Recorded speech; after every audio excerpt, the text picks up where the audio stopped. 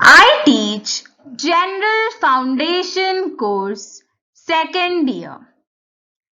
Unit 3, Self-Employment. Today's topic is selection of suitable form of organization. Myself, T. Rajita, CJL in GVJC, Bazarghat, Hyderabad. Business organizations are social entities which coordinates the activities of a number of people for the achievement of some common goal through division of labor and through well-defined systems of working, that is, hierarchical level chain of command, rules and procedures, and many more. Business organization is the backbone as well as the framework of the management. Selection of suitable form of organization. The choice of the best suitable form of organization is a very crucial decision. So, the choice should be made with great thought and consultations. Each form of business organization has its own advantages and disadvantages, and these should be considered before choosing the form of organization.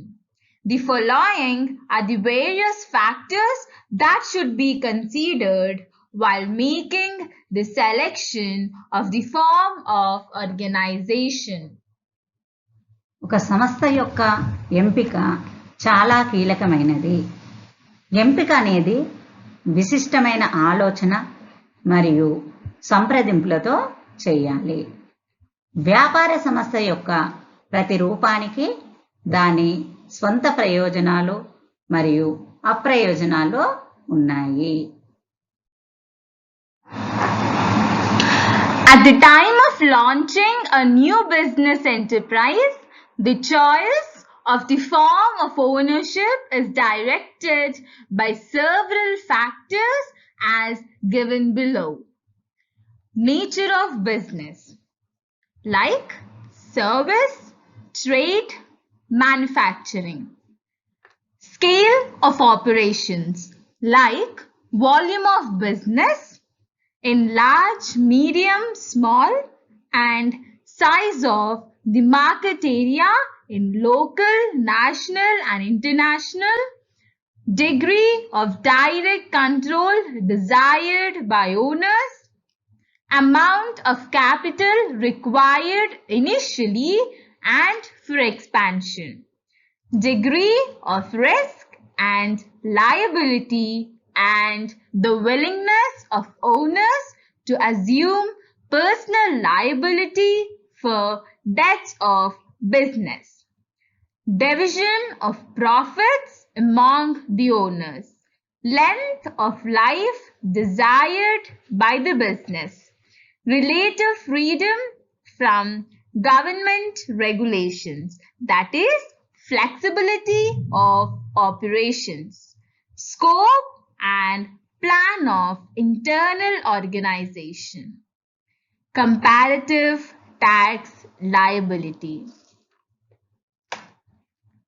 క్రొత్త వ్యాపార సంస్థను ప్రారంభించే సమయంలో యాజమాన్యం యొక్క రూపాన్ని ఎన్నుకోవడం క్రింద ఇవ్వబడిన అనేక కారకాలచే నిర్దేశించబడుతుంది. మొదటిది వ్యాపారం యొక్క స్వభావంలో సేవ, వాణిజ్యం, తయారీ గురించి తెలుసుకుంటాం. రెండవది కార్యకలాపాల స్థాయి. వ్యాపారం యొక్క పరిమాణం అనేది పెద్ద, మధ్యస్థం, చిన్నదిగా వర్గీకరిస్తారు. మరియు మార్కెట్ ప్రాంతం యొక్క పరిమాణం స్థానిక, జాతీయ, అంతర్జాతీయగా వర్గీకరిస్తారు. మూడవది యాజమానులు కోరుకున్న ప్రత్యక్ష నియంత్రణ. 4 ప్రారంభంలో మరియు విస్తరణకు అవసరమైన మూలధనం మొత్తం. 5 ప్రమాదం మరియు బాధ్యత యొక్క వ్యాపార అప్పుల కోసం వ్యక్తిగత బాధ్యతను స్వీకరించడానికి యజమానుల అంగీకారము. 6. యజమానులలో లాభాల విభజన. 7. వ్యాపారం కోరుకున్న జీవితకాలం. 8. ప్రభుత్వ నిబంధనల నుండి సాపేక్ష స్వేచ్ఛ. 9. అంతర్గత సంస్థ యొక్క పరిధి మరియు ప్రణాళిక. 10. తులనాత్మక పన్ను బాధ్యత. Nature of business, which includes service, trade, manufacturing. Now, let us discuss about manufacturing, the sector where raw materials gets converted into useful products is called industry. The purpose of industry is to create farm utility by converting raw materials into useful forms of finished products. An industry may produce consumer goods or capital goods. Goods such as bread, butter, cloth, radio are consumer goods. These goods are directly used by the consumer. Goods such as machinery, cement are called capital goods. తయారీ ముడి సరుకు ఉపయోగకరమైన ఉత్పత్తులుగా మార్చబడే రంగాన్ని పరిశ్రమ అంటారు. ముడి పదార్థాలను తుది ఉత్పత్తుల యొక్క ఉపయోగకరమైన రూపాలుగా మార్చడం పరిశ్రమ యొక్క ఉద్దేశం. ఒక పరిశ్రమ వినియోగ వస్తువులు లేదా మూలధన వస్తువులను ఉత్పత్తి చేస్తుంది. రొట్టె, వెన్న, వస్త్రం, రేడియో మొదలైన వస్తువులు వినియోగ వస్తువులు. వీటిని వినియోగదారుడు నేరుగా ఉపయోగిస్తాడు. యంత్రాలు, సిమెంట్ మొదలైన వస్తువులను మూలధన వస్తువులని పిలుస్తారు. Trade. We can refer to trade as all those activities which help directly or indirectly in the distribution of goods to the ultimate consumer. There will be no use of producing goods unless and until these goods reach the ultimate consumer. Goods are produced at one place and consumers are scattered at different places. Service. The service sector produces intangible goods. More precisely, services instead of goods. It comprises various service industries including warehousing and transportation services, information services, securities and other investment services, professional services, waste management, healthcare and social assistance, and arts, entertainment and recreation. Countries with economies centered around the service sector are considered more advanced than industrial or agricultural economies. వాణిజ్యం అంతిమ వినియోగదారునికి వస్తువుల పంపిణీలో ప్రత్యక్షంగా లేదా పరోక్షంగా సహాయపడే అన్ని కార్యకలాపాలను వాణిజ్యం అంటారు. ఈ వస్తువులు అంతిమ వినియోగదారునికి చేరే వరకు వస్తువులను ఉత్పత్తి చేయడంలో ఉపయోగం ఉండదు. వస్తువులు ఒకే చోట ఉత్పత్తి చేయబడతాయి మరియు వినియోగదారులు వేర్వేరు ప్రదేశాలలో చెల్లాచెదురుగా ఉంటారు. సేవ. సేవా రంగం అసంపూర్తిగా ఉన్న వస్తువులను ఉత్పత్తి చేస్తుంది. వస్తువులకు బదులుగా మరింత ఖచ్చితంగా సేవలు, గిడ్డంగి మరియు రవాణా సేవలతో సహా వివిధ సేవా పరిశ్రమలను కలిగి ఉంటుంది.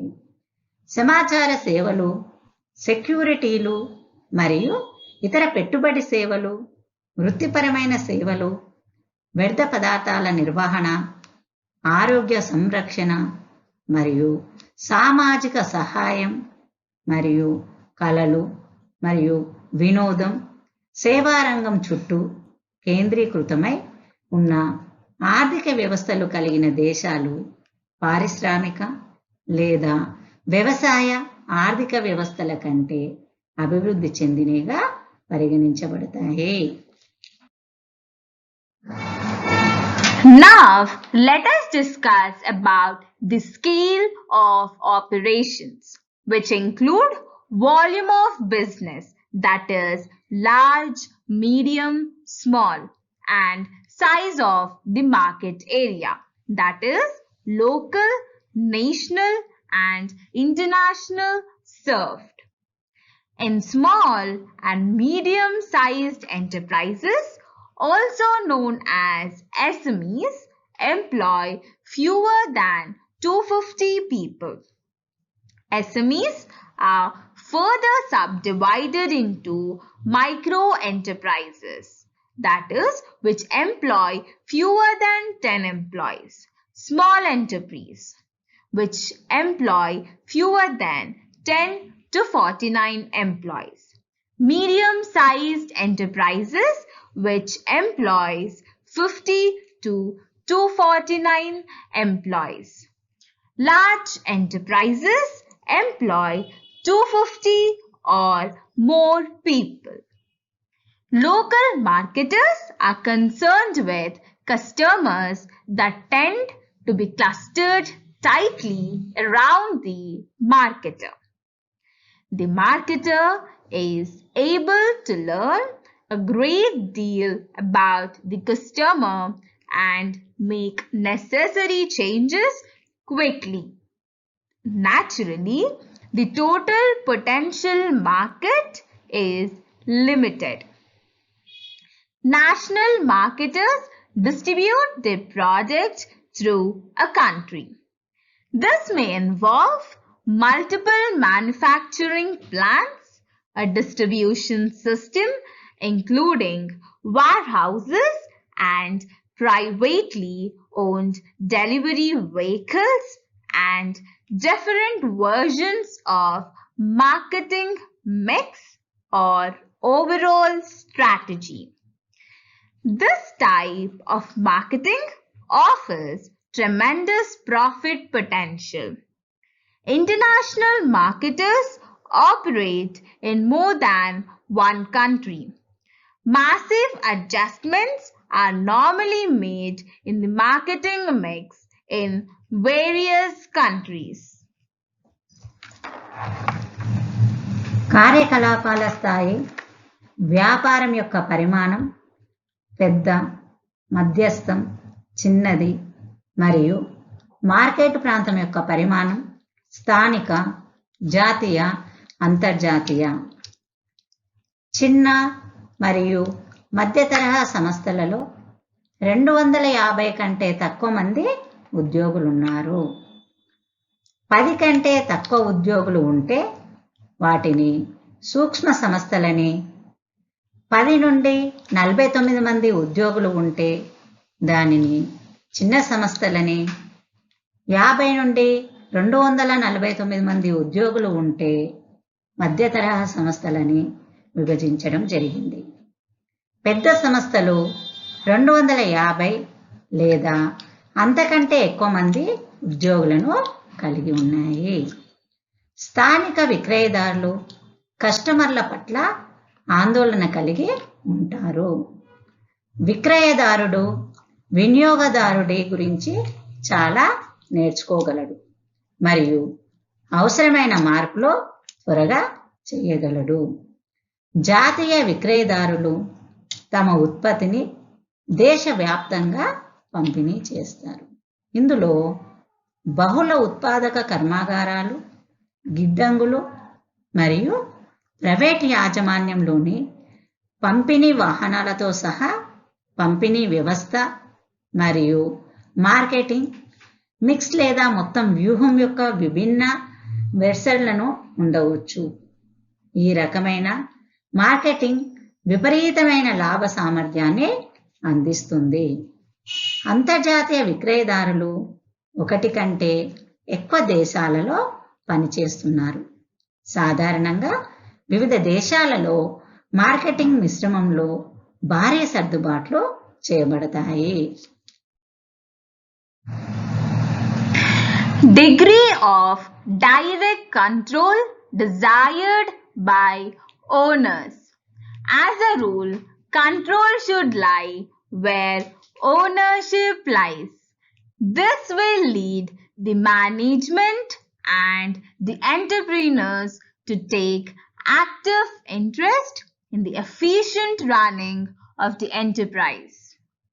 If the responsibility for management or the control of management does not lie with the owners, the management may not have a direct personal interest in maximizing profits through increase in efficiency. However, sometimes close association of ownership with the management may discourage adventure and enterprise on the part of the management. If the owners are all the time worried about the safety of their investment in the enterprise, as they naturally would be, it will be difficult for them to take big risks or follow a bold or adventurous business policy. యజమానులు కోరుకున్న ప్రత్యక్ష నియంత్రణ. నియమం ప్రకారం యాజమాన్యం ఉన్న చోట నియంత్రణ ఉండాలి. ఇది నిర్వహణ మరియు వ్యవస్థాపకులు సంస్థ యొక్క సమర్థవంతమైన నిర్వహణపై చురుకైన ఆసక్తిని కనబరుస్తుంది. నిర్వహణ బాధ్యత లేదా నిర్వహణ నియంత్రణ యజమానులతో ఉండకపోతే సామర్థ్యం పెరగడం ద్వారా లాభాలను పెంచుకోవడంలో నిర్వహణకు ప్రత్యక్ష వ్యక్తిగత ఆసక్తి ఉండకపోవచ్చు. ఏదేమైనా కొన్నిసార్లు నిర్వహణతో యాజమాన్యం యొక్క దగ్గరి అనుబంధం నిర్వహణలో సాహసం మరియు సంస్థను నిరుత్సాహపరుస్తుంది. సంస్థల్లో తమ పెట్టుబడి యొక్క భద్రత గురించి యజమానులు ఎప్పటికప్పుడు ఆందోళన చెందుతుంటే వారు సహజంగానే పెద్ద రిస్కులు తీసుకోవడం లేదా ధైర్యమైన లేదా సాహసోపేతమైన వ్యాపార విధానాన్ని అనుసరించడం వారికి కష్టమవుతుంది. Amount of capital required initially and for expansion. The funds required for the establishment and operations of a business have an important impact on the choice. Enterprises requiring heavy investment, that is, iron and steel plants, should be organized as joint stock companies. A partnership has to be converted into a company when it grows beyond the capacity and resources of persons. Requirements of growth and expansion should also be considered in making the choice. There is maximum scope for expansion in case of a public company, where the funds required initially are small and scope for expansion is not desired. Proprietorship or partnership is a better choice. ప్రారంభంలో మరియు విస్తరణకు అవసరమైన మూలధన మొత్తం, వ్యాపారం యొక్క స్థాపన మరియు కార్యకలాపాలకు అవసరమైన నిధులు ఎంపికపై ముఖ్యమైన ప్రభావాన్ని చూపుతాయి. భారీ పెట్టుబడులు అవసరమయ్యే సంస్థలు అనగా ఇనుము మరియు ఉక్కు కర్మాగారాలు మొదలైనవి ఉమ్మడి స్టాక్ కంపెనీలుగా నిర్వహించాలి. కొంతమంది వ్యక్తుల సామర్థ్యం మరియు వనరులకు మించి ఒక భాగస్వామ్యాన్ని సంస్థగా మార్చాల్సి ఉంటుంది. ఎంపిక చేయడంలో వృద్ధి మరియు విస్తరణ యొక్క అవసరాలు కూడా పరిగణించాలి. పబ్లిక్ కంపెనీ విషయంలో విస్తరణకు గరిష్ట అవకాశం ఉంది. ప్రారంభంలో అవసరమైన నిధులు చిన్నవి మరియు విస్తరణకు అవకాశం కోరుకోని చోట యాజమాన్యం లేదా భాగస్వామ్యం మంచి ఎంపిక.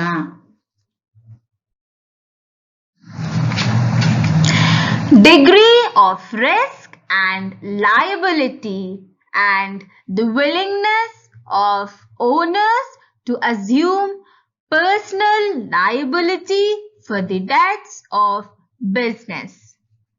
The volume of risk and the willingness of owners to bear it is an important consideration. A single individual may have large financial resources sufficient for a medium-scale enterprise, but due to unlimited personal liability, he may not like to organize as a proprietor or a partnership.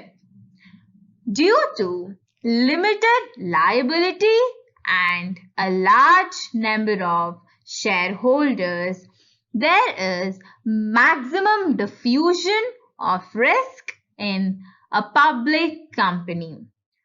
But an enterprising individual not afraid of unlimited liability may go in for sole proprietorship. వ్యాపార అప్పుల కోసం వ్యక్తిగత బాధ్యతను స్వీకరించడానికి యజమానుల అంగీకారం. Risk యొక్క పరిమాణం మరియు యజమానులు దానిని భరించడానికి ఇష్టపడటం ఒక ముఖ్యమైన విషయం. ఒక వ్యక్తికి మధ్యస్థ వ్యవస్థాపకత్వం కోసం తగినంత పెద్ద ఆర్థిక వనరులు ఉండవచ్చు, కానీ అపరిమిత వ్యక్తిగత బాధ్యత కారణంగా అతను యజమానిగా లేదా భాగస్వామ్యంగా నిర్వహించడానికి ఇష్టపడకపోవచ్చు. పరిమిత బాధ్యత మరియు పెద్ద సంఖ్యలో వాటాదారుల కారణంగా ఒక పబ్లిక్ కంపెనీలో గరిష్టంగా రిస్క్ వ్యాప్తి చెందుతుంది, కానీ అపరిమిత బాధ్యతకు భయపడని ప్రోత్సాహక వ్యక్తి ఏకైక యాజమాన్యం కోసం వెళ్ళవచ్చు.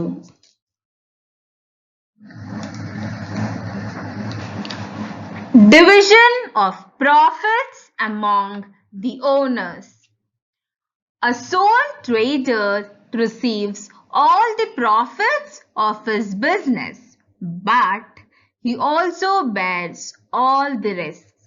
If a person is ready to bear unlimited personal liability and desires maximum share of profits, proprietorship and partnership are preferable to company form of organization.